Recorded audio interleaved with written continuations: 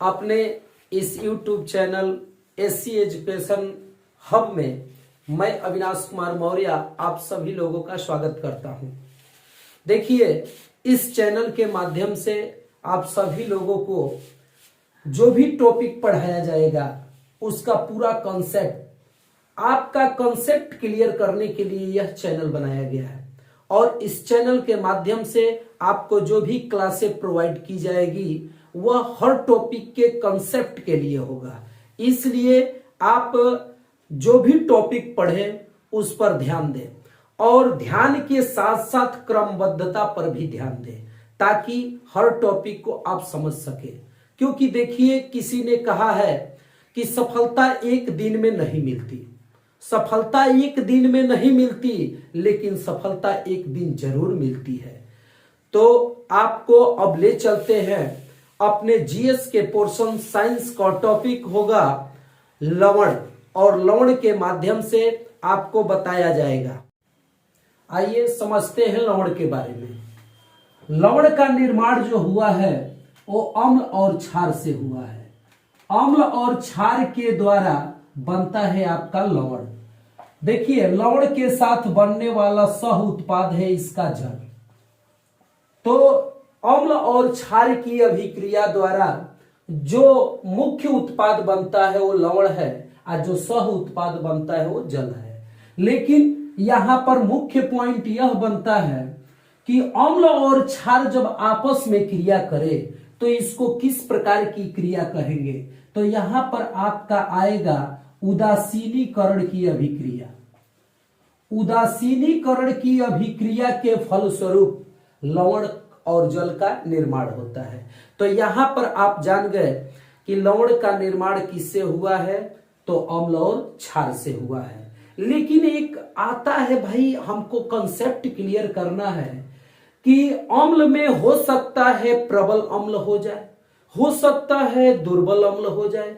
इसी प्रकार क्षार में भी हो सकता है प्रबल अम्ल हो जाए और प्रबल क्या हो जाए, दुर्बल अम्ल हो जाए और दुर्बल क्षार हो जाए, प्रबल अम्ल हो जाए और प्रबल क्षार हो जाए। तो यहां पर अम्ल और क्षार की स्थितियों के आधार पर, या यह कह सके कि अम्ल और क्षारों की प्रकृति के आधार पर लवण 6 प्रकार के होते हैं। लवण कितने प्रकार के होते हैं, तो लवण के प्रकार, लवण 6 प्रकार के होते हैं। ध्यान दीजिएगा, लवण के प्रकार में लवण कितने प्रकार के, 6 प्रकार के। यहां पर 6 कौन कौन से लवण होते हैं तो थोड़ा ध्यान दें। पहला है सामान्य लवण, इसी तरह आपका दूसरा आता है अम्लीय लवण, इसके बाद आपका तीसरा आता है क्षारीय लवण, क्षारीय लवण, और इसके बाद आपका चौथा है द्विक लवण, द्विक लवण। इसके बाद आपका 5वां बनता है मिश्रित लवण, मिश्रित लवण, और 6वां बनता है संकर लवण, संकर लवण। देखिए, यहां पर लवण के 6 प्रकार होते हैं। परीक्षाओं में करता क्या है, इन्हीं में से 4 लवणों को दे देगा और उसमें से कोई ना कोई एक प्रश्न पूछेगा। जैसे कहेगा कि फिटकरी किस प्रकार की लवण है, फिटकिरी किस प्रकार की लवण है। तो यहां पर फिटकिरी के बारे में 4 ऑप्शन दे देगा और आपसे क्वेश्चन कर देगा। लेकिन जब तक इन 6 का कॉन्सेप्ट आप समझेंगे नहीं, 6 के बारे में जैसे ही जान लेंगे, आपसे कोई भी क्वेश्चन किया जाएगा आप तुरंत बताएंगे। तो सबसे पहले लवण के प्रकार को समझ लिया जाए। तो देखिए, यहां पर हमारा पहले से क्लियर हो गया है कि अम्ल और क्षार की अभिक्रिया द्वारा ही क्या बनता है, लवण बनता है। लेकिन एक और चीज जान लेना है कि अम्ल में 2 कंडीशन आते हैं। एक आता है प्रबल अम्ल और दूसरा आता है दुर्बल अम्ल। दुर्बल अम्ल। देखिए, प्रबल अम्ल प्रबल अम्ल किसको कहते हैं? तो प्रबल अम्ल वे अम्ल होते हैं जो जल में पूर्ण रूप से आयनित हो जाते हैं, और दुर्बल अम्ल वे अम्ल होते हैं जो जल में पूर्ण रूप से आयनित या घुलते नहीं हैं। तो जो अम्ल जल में पूर्ण रूप से घुल जाएगा वो तो प्रबल अम्ल, और जो अम्ल जल में पूर्ण रूप से नहीं घुलेगा उसको क्या कहेंगे? दुर्बल अम्ल। इसी प्रकार क्षार में भी वही कंडीशन, प्रबल क्षार, और इसका दूसरा कंडीशन दुर्बल क्षार। तो यह बताइए कि यहां पर भी वही कंडीशन कि जो क्षार जल में क्या होगा? पूर्ण रूप से आयनित रहेगा, उसको हम प्रबल क्षार कहेंगे, और जो क्षार जल में पूर्ण रूप से आयनित नहीं होगा उसको हम क्या कहेंगे? दुर्बल। इसमें होता क्या है कि प्रारंभिक चीजें क्षारक ही होती है, जब वो जल में घुलती हैं तभी वो क्षार बनाती हैं, जिसमें आपका पूर्ण रूप से घुलेगा तो प्रबल, और माने पूर्ण रूप से आयनित नहीं होगा तो दुर्बल क्षार। तो चलिए आते हैं सबसे पहले सामान्य लवण को समझेंगे। तो सामान्य लवण में पहला कंडीशन ये बनता है कि भाई लवण बनेगा तो अम्ल क्षार होगा, तो सामान्य लवण हमेशा प्रबल अम्ल और प्रबल क्षार। देखिए प्रबल अम्ल और प्रबल क्षार, तो प्रबल अम्ल और प्रबल क्षार मिल करके और बनाते हैं सामान्य लवण। आपको इतना ही बस याद रखना है, केवल क्या याद रखना है कि प्रबल अम्ल और प्रबल क्षार मिलकर क्या बनाते हैं? सामान्य लवण। लेकिन एक बात आपको समस्या करेगी कि सर हमको मालूम नहीं कि प्रबल अम्ल में कौन कौन आएगा और प्रबल क्षार में कौन कौन आएगा। तो इसके लिए आपको अभी बता देते हैं कि यहां पर प्रबल अम्ल और प्रबल क्षार को थोड़ा सा समझ लें। यहां पर आप सबसे पहले जान लेंगे कि प्रबल अम्ल के अंतर्गत आता है HCl हाइड्रोक्लोरिक अम्ल, H2SO4 सल्फ्यूरिक अम्ल, इसके बाद HNO3 नाइट्रिक अम्ल। ये आपके प्रबल अम्ल के अंतर्गत आते हैं जो जल में पूर्ण रूप से आयनित हो जाते हैं। और इसके बाद आपका जो प्रबल क्षार है, प्रबल क्षार या क्षारक कहे बेहतर रहेगा। तो क्यों क्षारक बेहतर रहेगा? क्योंकि क्षारक से ही क्षार बनता है। जब क्षारक जल में घुल जाएगा तो क्षार कहलाएगा, और जब तक नहीं घुला है वो क्षारक कहलाएगा। तो चलिए प्रबल क्षारक में आता है सोडियम हाइड्रोक्साइड, पोटेशियम हाइड्रोक्साइड, ये आपके आते हैं प्रबल क्षारक में। इसी प्रकार आता है दुर्बल अम्ल। देखिए दुर्बल अम्ल में क्या आएगा? तो दुर्बल अम्ल में आता है फार्मिक अम्ल, HCOOH, इसको कहते हैं फार्मिक अम्ल, या इसका यूपीएससी नाम होता है मेथेनोइक एसिड। इसके बाद आपका आ जाएगा एसिटिक अम्ल, CH3COOH। तो एसिटिक अम्ल जिसको जानते हैं सिरका में पाया जाता है, सिरका में लगभग 40% आपका एसिटिक अम्ल होता है। इसी प्रकार अगला आता है दुर्बल क्षारक। दुर्बल क्षारक में आपका कई आता है, लेकिन इसमें इंपॉर्टेंट है अमोनियम हाइड्रोक्साइड। अमोनियम हाइड्रोक्साइड दुर्बल क्षारक है। केवल यह अगर 4 बातें जान जाएं तो समझिए कि सामान्य लवण, अम्लीय लवण और क्षारीय लवण, ये 3 तो पहले आपको क्लियर हो जाएंगे। क्योंकि सामान्य लवण हमने बताया कि प्रबल अम्ल और प्रबल क्षार मिलकर बनेगा, तो बनाएगा क्या? सामान्य लवण। तो ये आपका प्रबल क्षार और प्रबल अम्ल मिलकर बनेगा। जैसे एक एग्जांपल देखते हैं, प्रबल अम्ल में ले लिया जाए क्या? HCl हाइड्रोक्लोरिक अम्ल, प्लस प्रबल क्षार में क्या ले लिया जाए? Sodium hydroxide. तो जैसे ही आपस में क्रिया करेगा तो इसका धनायन इसके ऋणायन से और इसका धनायन इसके ऋणायन से, तो बनाएगा आपका सोडियम क्लोराइड प्लस H2O। तो ध्यान दें, यहां पर जो हमारा सोडियम क्लोराइड प्राप्त हुआ ये है सामान्य लवण, जिसको हम साधारण नमक भी कहते हैं। तो साधारण नमक कभी परीक्षा में पूछ दे कि सोडियम क्लोराइड किस प्रकार का लवण है, तो आप कहेंगे सामान्य लवण। अभी पूछ देगा, एक बार परीक्षा में पूछा था कि सोडियम क्लोराइड का निर्माण हुआ है प्रबल अम्ल दुर्बल क्षार से, प्रबल अम्ल प्रबल क्षार से, दुर्बल अम्ल दुर्बल क्षार से।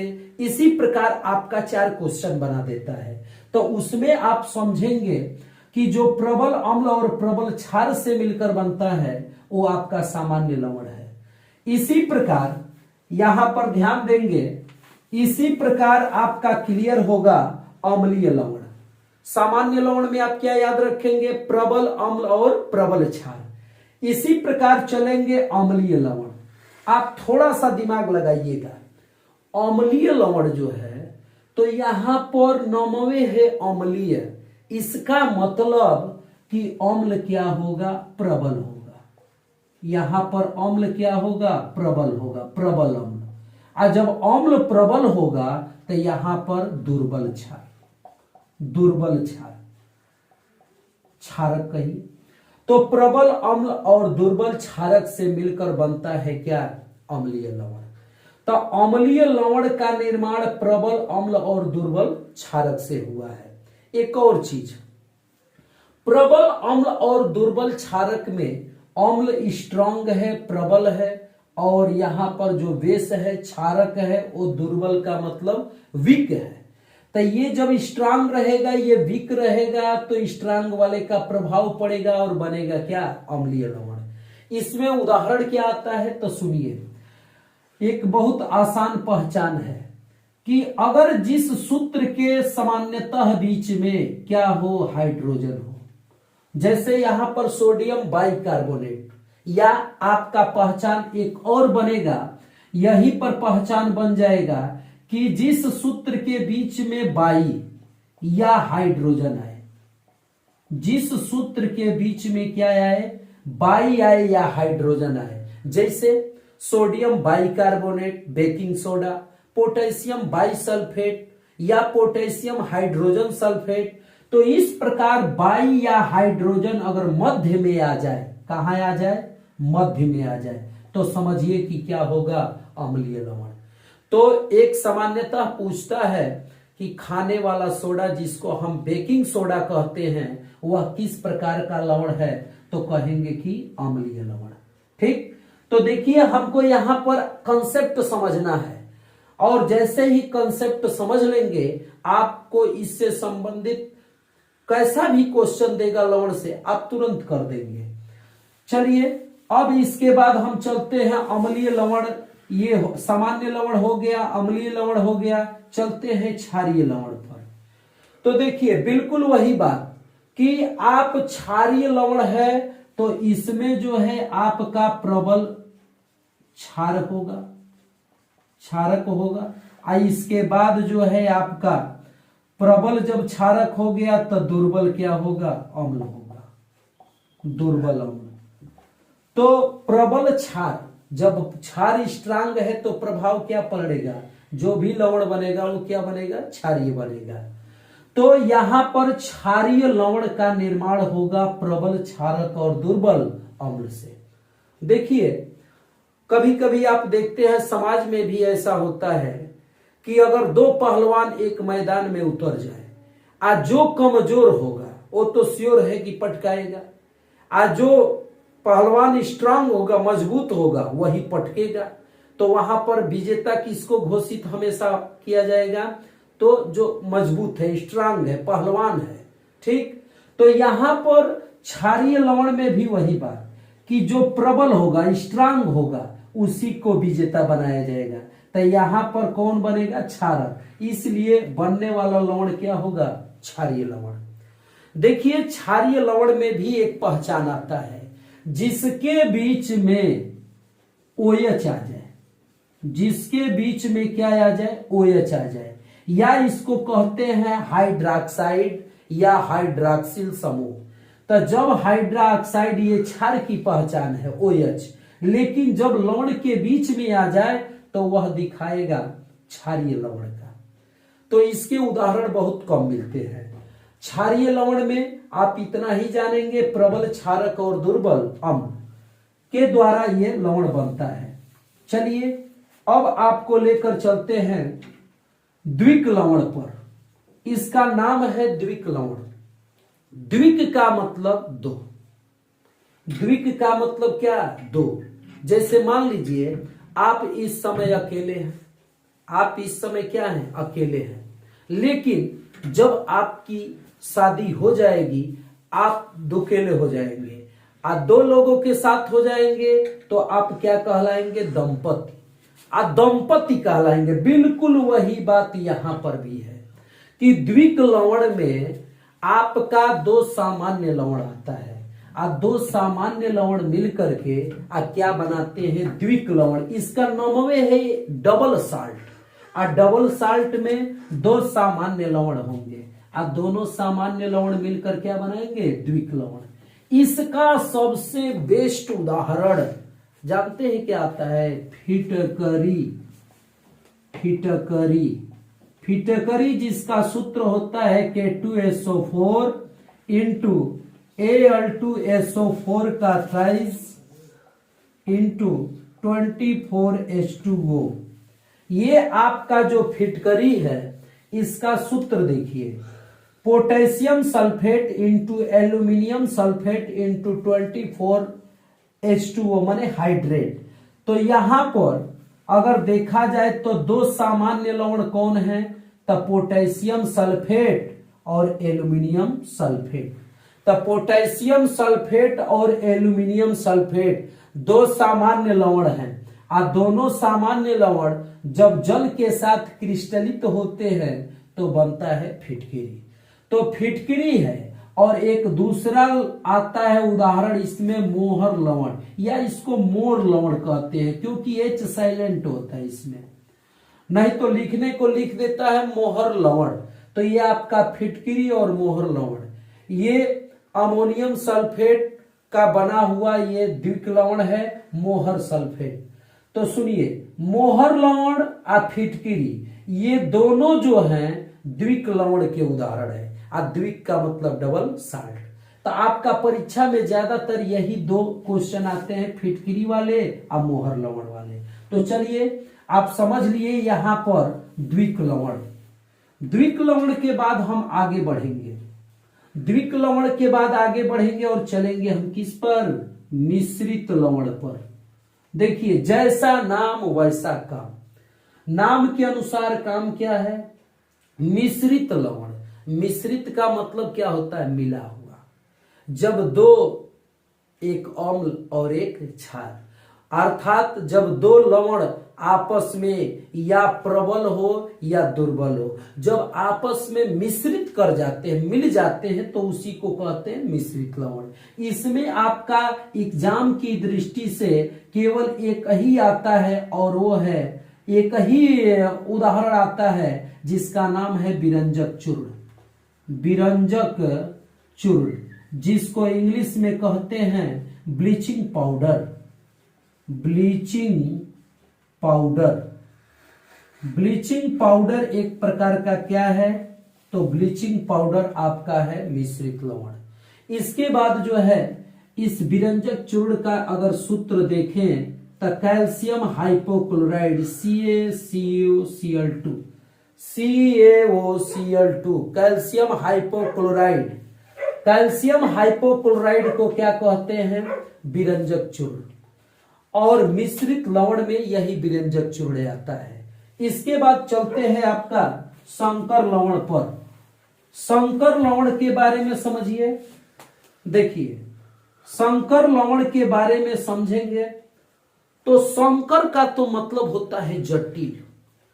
जटिल यौगिक अगर केमिस्ट्री के अनुसार देखा जाए तो संकर जटिल है। और संकर यौगिक वे होते हैं जिनमें उपसह संयोजक बंध होता है। उपसह संयोजक बंधों के माध्यम से ही जटिल या संकर यौगिक बनते हैं और वे लवण होते हैं।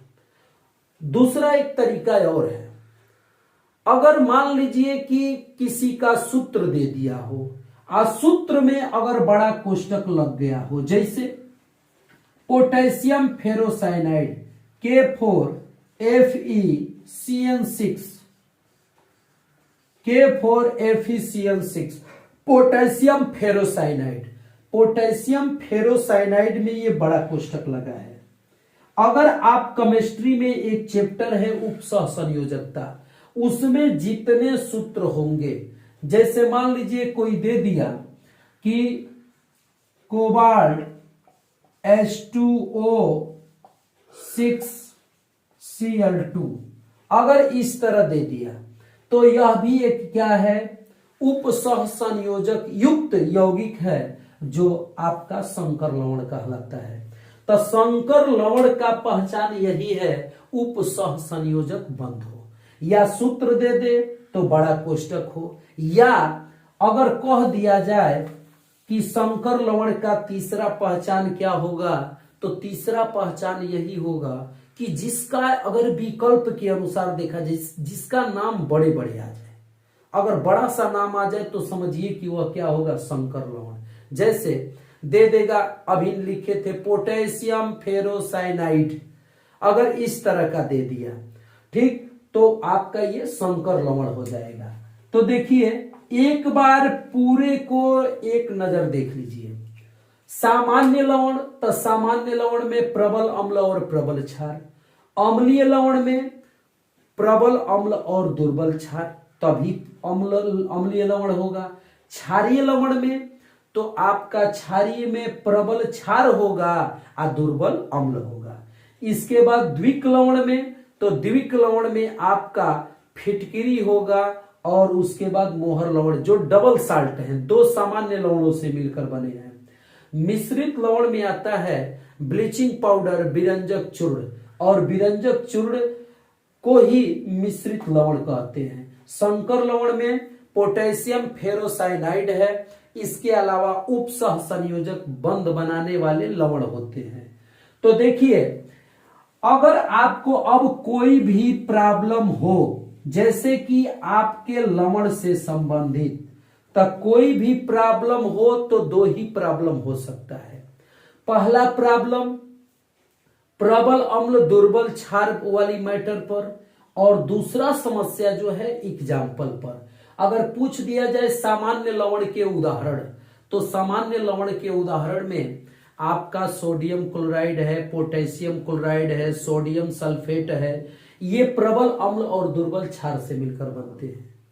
इसी प्रकार अम्लीय लवण है, तो अम्लीय लवण में आपको बता दिया हमने कि बेकिंग सोडा, सोडियम बाइकार्बोनेट। क्षारीय लवण में हमने क्या बताया, तो जिसके बीच में हाइड्रोक्साइड हो, मैग्नीशियम हाइड्रोक्साइड। ठीक, एक बार और आपको लिख कर दिखा देते हैं कि सामान्य लवण का उदाहरण जैसे sodium chloride, potassium chloride, sodium sulphate, ये सामान्य लवण है। अम्लीय लवण में क्या आएगा, सोडियम बाइकार्बोनेट, जिसको खाने वाला सोडा कहते हैं। इसके बाद आपका सोडियम कार्बोनेट के बाद आपका आ जाएगा पोटेशियम बाइसल्फेट, ठीक, जिसके बीच में क्या आ जाए, हाइड्रोजन।